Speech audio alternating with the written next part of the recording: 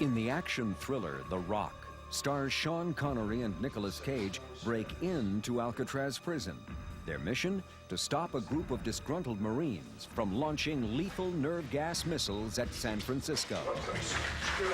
Yeah, I want pressure. That's what I want. Give me more pressure. Come on! Director Michael Bay and producers Jerry Bruckheimer and Don Simpson, who collaborated on Bad Boys, teamed up again with the intention of blowing the audience away.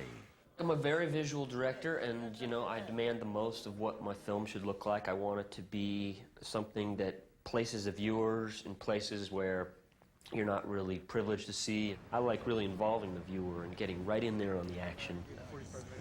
The film's first signature shot will come at the climax of a destructive chase through the streets of San Francisco, where a cable car is blasted 20 feet high, engulfed in a spectacular fireball. The film crew has blocked off a section of street, and the cable car is positioned over 2 hydraulic rams, which will launch it into the air. Bay chooses 7 different camera angles from which to cover the explosion. With the cameras set, the street is cleared, and the crew members take their place. Ready and action!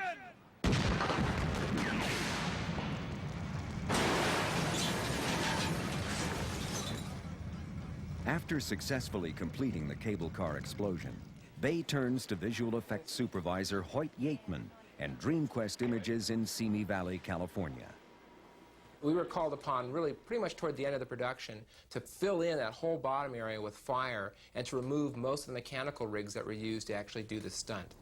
Yateman and his digital artists duplicate the existing flames captured on film and position them beneath the cable car.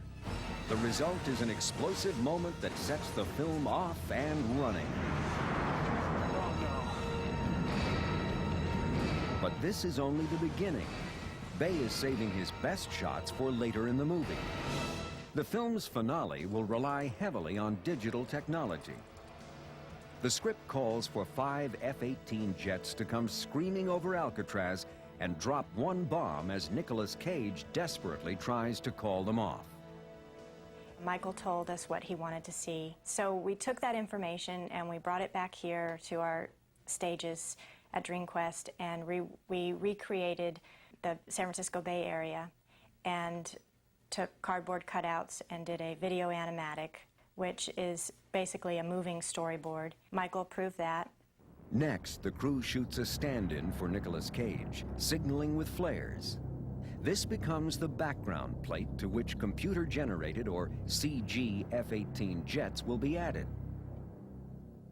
Using an off-the-shelf software program called Alias, digital effects supervisor Dan DeLue creates a simple wireframe animation of the jet's flight trajectory.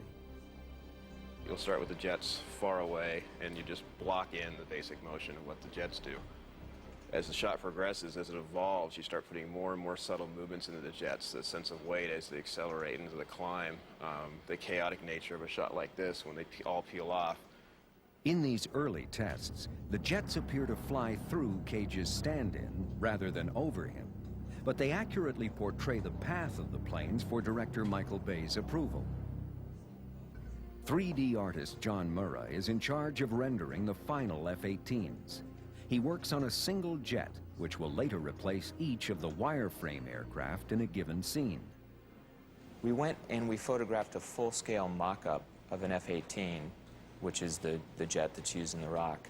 And what that gave us was kind of a template to draw from, because all of the individual panels were all drawn out on this jet. Murrah starts with the wireframe. He takes the wing of the plane and brings it into a program called Studio Paint, where he applies texture from photographs of the mock-up. And here is our wing texture that we brought in. So we can actually go and apply that to the geometry itself, so actually kind of laying it on like a sheet.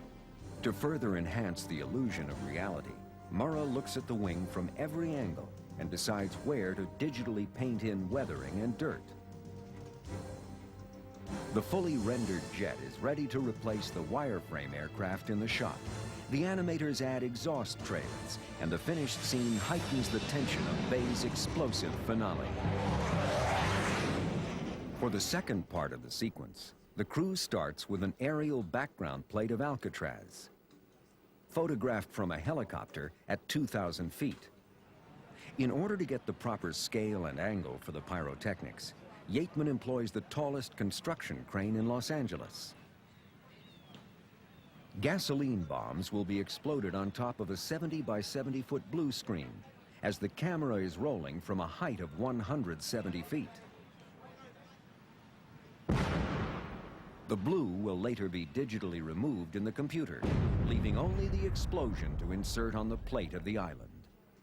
The film is sent back to Murrah at DreamQuest, where the images are composited or combined. The digital artists apply interactive lighting to simulate a shock wave on the island. Once the animation is approved, the fully rendered jet takes the place of the wireframe replica. As a final touch, the DreamQuest team adds rippling exhaust heat waves and a reflection of the explosion in the pilot's canopy. I think we get excited about the shots as much as anyone else does when we look at them, and we kind of get into it and say, let's make this the coolest thing we can, you know. So I think it's positive energy that makes them exciting for us. And I think those moments are the ones that we kind of live for. Hoyt Yateman and the team at DreamQuest Images have used a palette of visual effects to compose the rock's spectacular finale. And their work of art is on the screen. CQ1, green smoke. We have green smoke. Over. Aboard. Aboard. Flight leader, aboard. Aboard. Aboard. I already dropped her.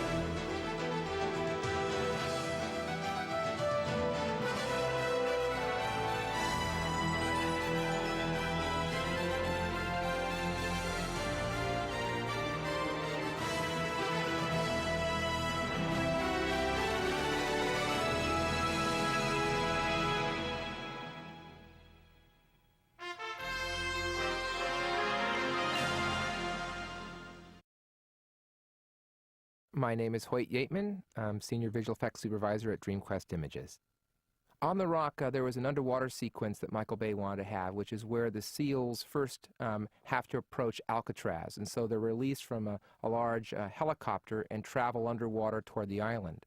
We knew that most of the sequence was going to be done wet for wet, in other words, physically in the water with divers and cameras. The divers are using what they call rebreathers, which is a military-style version of an aqualung. It basically takes the exhaled air and reprocesses it so that there are no bubbles. So even though there are bubbles here, this is in the testing phase when we were kind of rehearsing. And you can see Pete Romano again using his underwater Hydroflex housings and Aeroflex equipment to shoot the actual underwater wet scenes. But there was a number of shots that Michael wanted that would open up the scene, make it look much larger. So there's always a debate, I think, in one's mind, particularly today, when you could use either CG or computer graphics and or models.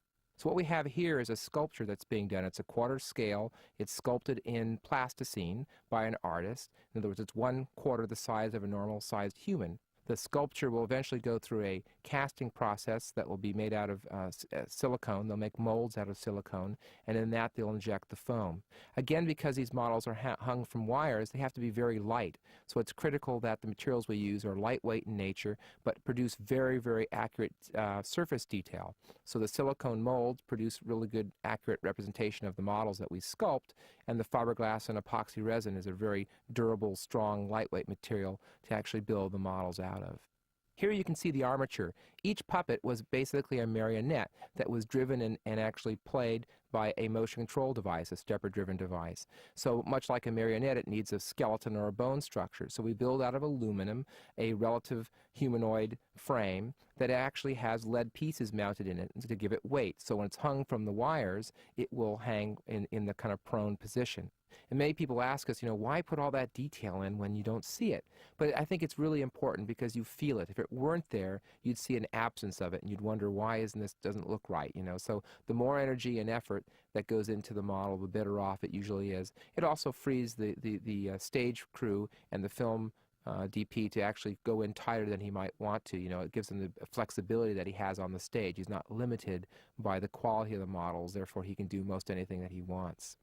Here we have kind of the R&D section. This is basically finding out how to move the puppet in a realistic way and figuring out how many wires or the minimum number of wires we could apply to each puppet.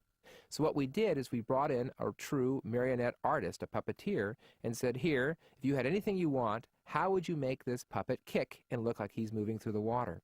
So by having him go through and videotaping the procedures that he used, we were then later to go in and analyze what actual axes had to be created. So here what we have is a stepper-driven marionette rig that has yaw, pitch, and roll. It's based upon, believe it or not, a helicopter swash plate, which is the cyclic part of the helicopter, and it allows us to have rotational movements as well as tilt movements. And so by playing with this, we're able to give the illusion that he's kicking. It's also a careful combination of weighting. Each model had to be cut open at the thigh and leg area, and small little leads used in fishing was used to give enough weight to the model so that as the wire was released, the leg would go down. So this is a very important part of the process, is really working out the technology, so by the time you do get to stage, you're not spending a lot of time dealing with the mechanics, you're more concerned about the aesthetics. Here we have the environment. Again, it's mostly a blue void, but we have to create the kind of drainage, broken drainage section that the divers swim up to. So again, it's using very simple materials, PVC pipe, cardboard tubes, and we sculpt little sea urchins and creatures and crustaceans and cast them up. And here you can see they're making plants and things to give a feel of an aquatic background. Detailing, aging, and paint plays a very, very large part in the finished product and what it looks like on screen. Okay, here we have the motion control stage. This is where the models are now brought onto the stage. We're not completely finished with each of the final detail, but it's well enough along that we want to put something on film. Dry for wet photography is essentially the use of smoke, lighting effects, and filters to give the illusion of underwater.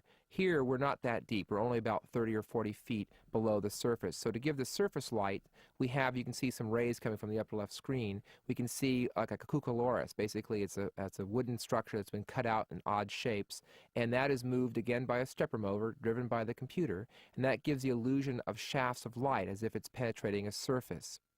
The motion control rig runs from a ceiling rig called the gantry. It's a very large device. It's 96 feet in length and about 70 feet in width, and it has 3 bridge cranes that move across. So each of these divers are mounted onto a separate bridge, and each bridge carries a marionette movement. I think in total we had somewhere around 56 axes of motion control all working together. Each diver had a separate program, so they were kicking independent from one another. Using different filters, both on the lights and on the lens, is very important because, again, you have to give the illusion of aerial perspective, or I should say aquatic perspective. The attenuation of the light as it goes further away. We'll put bluer gels on the miniature lights that are the ones furthest and less blue gels on the ones that are closer because, again, light naturally transitions to blue as it travels through a column of water. The motion control camera is a very useful tool because it allows us to crank at a very slow frame rate. We're probably somewhere between 8 and 16 seconds per frame. This offers us 2 things. One is control, because we are running on cables. The second is that we can get the depth of field required to give the illusion that these quarter-scale miniatures are indeed full scale. Having the motion control also allows us to do the choreography. We're able to have all the divers move together, the camera move, all the lighting gags that we have in the ceiling to give the illusion of these shafts of light under very controlled conditions. You also notice that the shafts that hold up the models have to be eliminated too. So this, by the ability of repeating, allows us to go in and actually remove the rods. What we do is we put an orange kind of reflective material on the rod, and then using ultraviolet light we can then do a separate element called a matte pass, and that will actually photograph these shafts or sticks. Then in a digital we use the paint system to go in and actually remove the rod with an empty plate, and therefore the audience doesn't see what's actually suspending each of the puppets, and the illusion is pretty convincing that they're actually floating in this kind of aquatic environment. Here's a time-lapse view of the dry for wet photography done on the motion control stage. This took about maybe an hour and a half to shoot. It's time compressed, and you can see all the different rigs in the ceiling moving. You also notice in the right-hand corner the light effects I was talking about earlier. That's being driven by the motors as well, so it gives the shafts of light that we see in the actual water effect. Something else we add later are those bubbles. That's a very important part of what goes on as well. So what we produce are kind of these phantom ships that ride within the actual silhouette of the ship, and they're producing these cavitational bubbles, which are actually particle elements. They're elements that are generated in computer and then composited very carefully in. They have the kind of float and feel of bubbles. One ship will push the bubbles from another ship, and that actually helps give the illusion that the ships are underwater.